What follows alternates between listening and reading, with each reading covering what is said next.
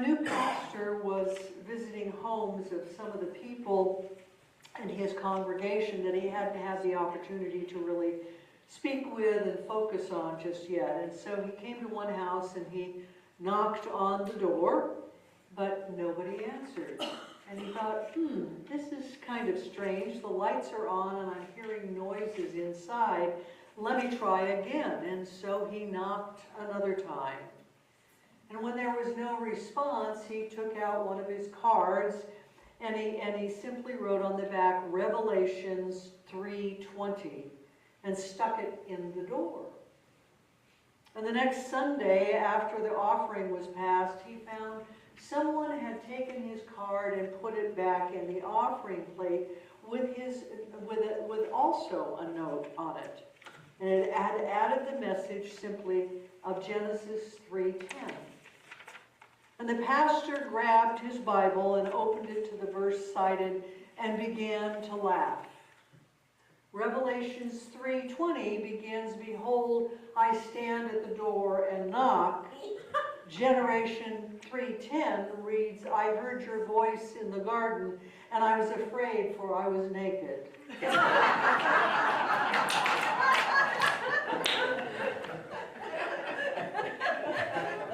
We know from Genesis that man and woman were created naked, and they knew no shame. Then along comes that nasty little serpent and wraps around the tree and convinces Adam and Eve that the apple, the forbidden fruit, can indeed be eaten. And then what happens? Their eyes were opened, and they realized that they were naked. And then when they heard God coming, Adam and Eve hid because they were ashamed. My guess is that any one of us has experienced, every one of us has experienced shame in some shape or form. As children, we probably heard the statements from our parents or an adult that raised us, shame on you! Or maybe the word shame, shame, shame.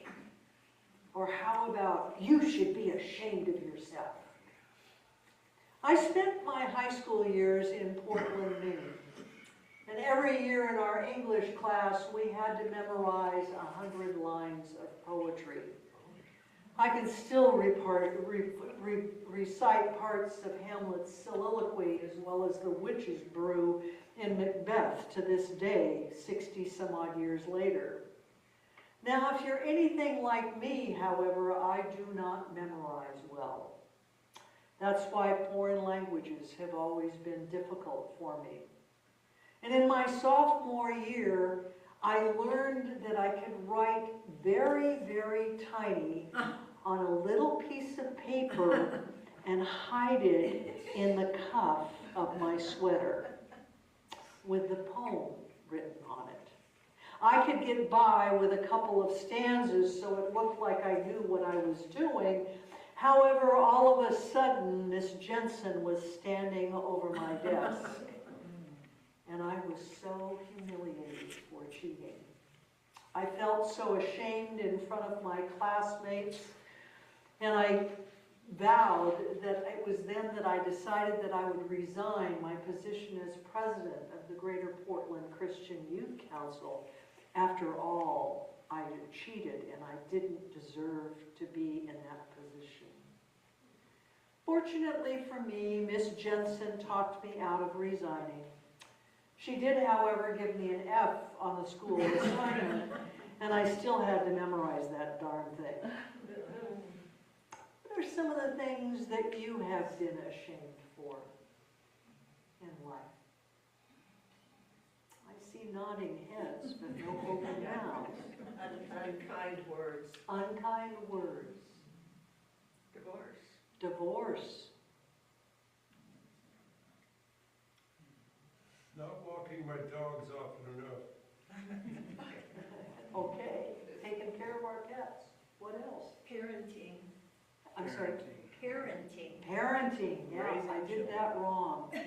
I shouldn't have said that. I'm supposed to be an example. Well, Dr. Brené Brown, in her research, actually discovered 12 shame categories. And that just really surprised me. She said they included our body image and our appearance, money and work, motherhood and fatherhood, which you mentioned, family, parenting, mental and physical health, addiction, sex, aging, religion, surviving trauma, and being stereotyped or labeled. That's a lot of areas to find shame in. Shame is a real pain. Just imagine famous people who have experienced shame publicly, like Monica Lewinsky for having an affair with a president, or that stayed in the news for months. Or how about Lance Armstrong for using drugs, for cheating on his bicycle, for winning races? He was stripped of all of his medals. Or Emma Stone, the famous star, for being too thin in all of the stupid magazines that you see at the checkout stand at the supermarket. In her book, Daring Greatly, Brené Brown explains we all have shame. We all have good and bad, dark and light inside of us.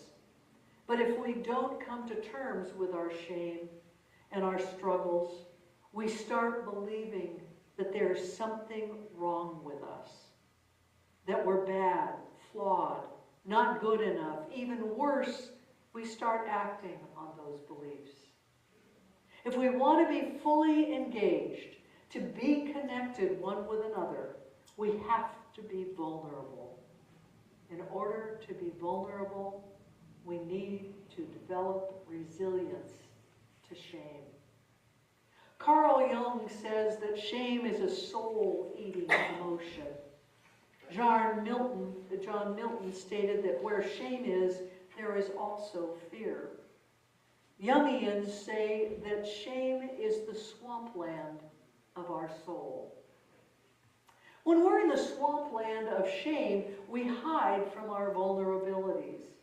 And yet, vulnerability is the birthplace of innovation, of creativity, and of change in our life. Vulnerability is about a willingness to take great risks. And most accurately, it's a measure of our courage. We are all in this place of shame. We fear vulnerability, risking, taking change, or making a decision. After all, we don't want to look stupid or crazy or out of line in some way or another. So how many of you have a creative idea bumping around in your head right now? Maybe it's a painting you want to do, or a pot you want to throw, or something you want to sew, or maybe it's a book that you're writing. It could be learning a new skill like photography or a language, but you never make time to make that happen. Is it fear of looking stupid? Or you don't think you're capable of learning something new? Or is it that old thought that I'm not good enough still gnawing away at your brain? That's all about shame. Public speaking used to be the #1 fear in America. And I used to laugh at that. But why? Because people fear vulnerability. They don't want to look stupid in front of others. If either of those happen, shame and embarrassment would surely show up for the individual. Shame is the gremlin within that says, I'm not good enough. Shame is stating I'm not pretty or handsome enough, or I'm not smart enough, or I'm not talented enough. Shame is not guilt because guilt focuses on our behavior, while shame says I'm bad, guilt says I just did something bad. Dr. Brown shares that shame has a direct correlation with addiction, depression, violence, aggression, bullying, suicide, and eating disorders. What an amazing list. Author Peter Sheehan, who works with large companies like IBM and Apple, stated, "The secret killer of innovation is shame. You can't measure it, but it is there. Every time someone holds back on a new idea, fails to give their manager much needed feedback, and is afraid to speak up in front of a client, you can be sure that shame is a part of it. That deep fear that we all have of being wrong or being belittled and a feeling of less than is what stops us from taking the risks that require us to move our companies or ourselves forward. Shame becomes fear. Fear leads to risk aversion. Risk aversion kills innovation. Shame also prevents connections with others and inner growth. And why are these so extremely important? Our inner growth comes from our willingness to look at ourselves and reach out to others. It's also about our willingness to initiate our own spiritual growth. I've shared a lot about what does shame us, but where does shame just really come from? It's triggered by 5 major causes. An article in Therapist.com by Susan Radlowski and MSW explains, the first is social norms. Communities, families, cultures have norms and expectations regarding gender, race, ability, economic status, and sexuality. We may feel shame if we don't achieve these expectations, even if they're unhealthy or impossible to meet. Religion is the second cause. Faith communities might shame someone if their actions, circumstances, or identities don't conform to the community's belief. At one time, the Catholic Church, back in our last century, believed that divorce was terrible, and people within that church were shamed. There are still communities that do that to this day. And some religions shun or excommunicate someone for divorce or for being an LGBTQ person. Trauma and abuse.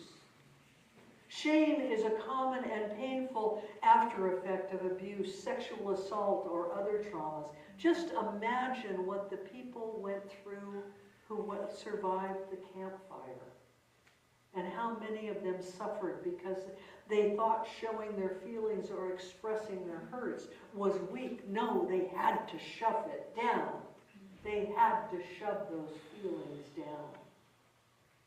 Compassion, or comparison, is the fourth reason for shame.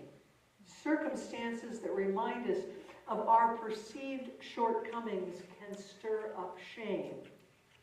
If someone is struggling financially and sees a friend buy an expensive item or take an incredible trip, it may bring up the shame of being unable to afford something. The final and last cause is internal factors. Some people are more prone to shame than others. Shame tends to affect people more intensely in certain life stages, such as adolescence. If someone has a mental health disorder, they will also feel the shame, and whether due to their altered state of mind or for the stigma attached with mental illness. Even as adults, we have authority figures in our lives. As children, we certainly had several. Shame came from any one of those sources. And as adults, it may be our boss, our co-worker, our spouses, or even our parents, if they're still alive, or a friend. The shame can come from outside sources, internal beliefs, or a combination of both. There is the influence of shame, which is an attempt to make others change their behavior. And one of the things that I found real interesting in preparing for this was they noted that shame teaches people to believe that they're inherently bad. And stop and think what happens to an alcoholic or a drug addict when shame is used to try and get them to stop. They just keep going. They just keep doing it. Shame is also used to control other people. Just stop and think about the gangs we have. The young people that are as young as 5th and 6th graders joining gangs so that they can survive, and it's done by shame. Shame can happen in workplaces, faith communities, neighborhoods, schools, families, and friend groups.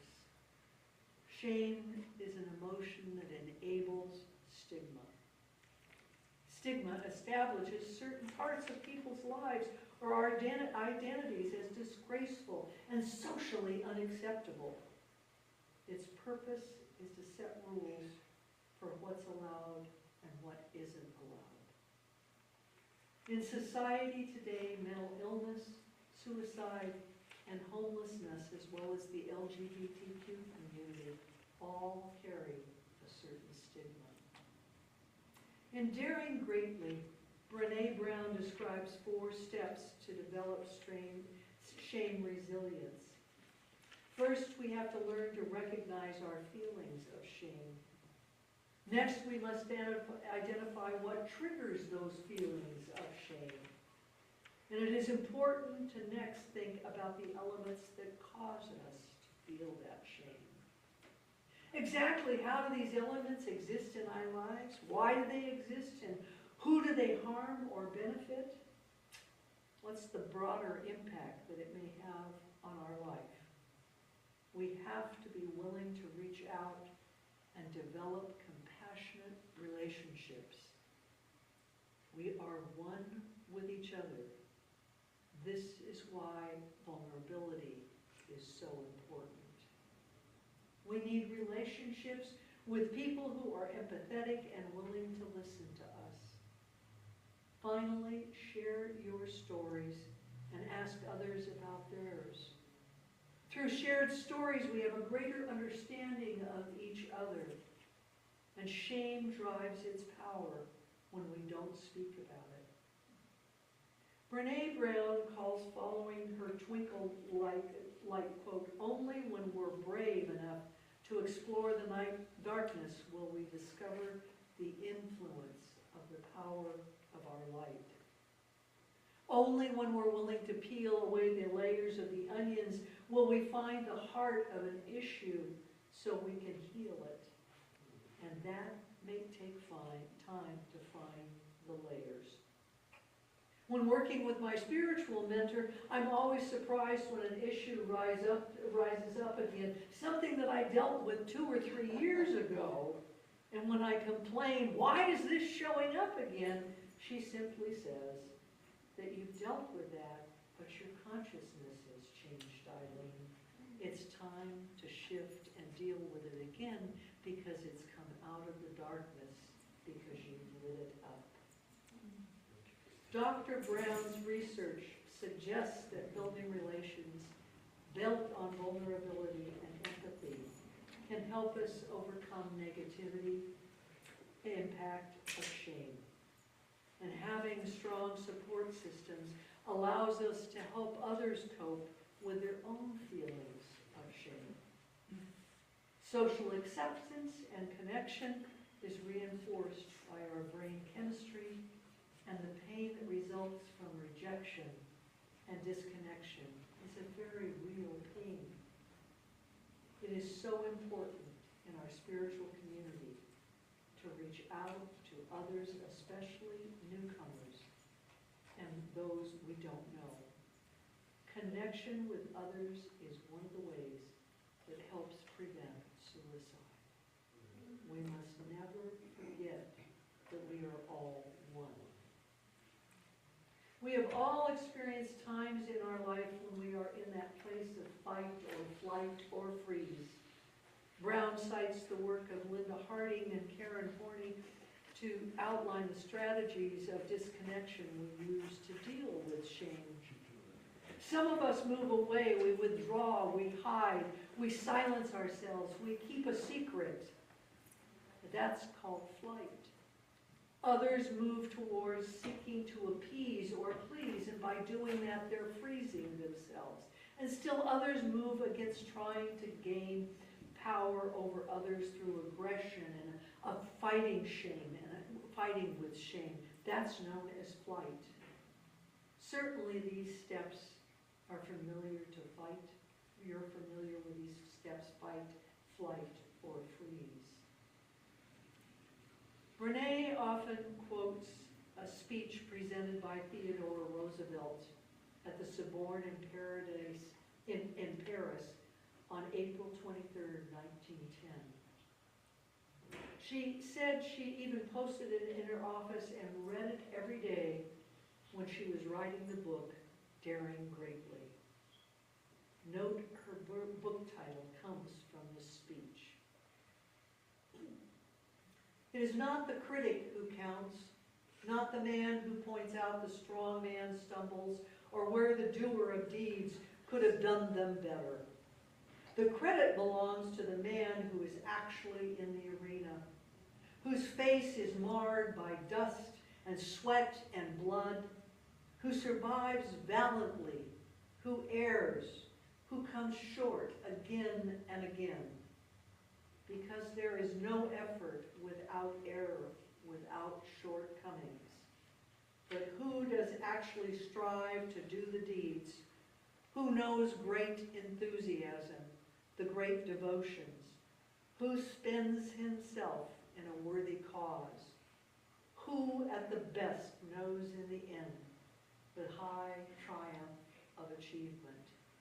And who at the worst, if he fails, at least fails while daring greatly? This is the truth in my life, and this is the truth in yours, and so it is. Amen. Amen.